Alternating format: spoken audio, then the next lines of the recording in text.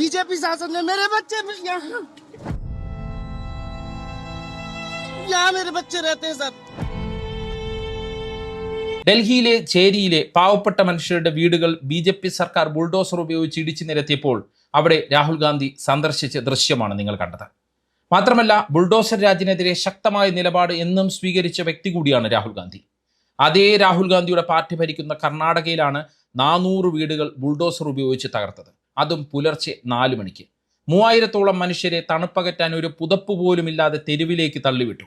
ഇതാണോ രാഹുൽ ഗാന്ധി പറഞ്ഞ സ്നേഹത്തിന്റെ കട എന്നാണ് ചോദ്യങ്ങൾ ഉയരുന്നത്.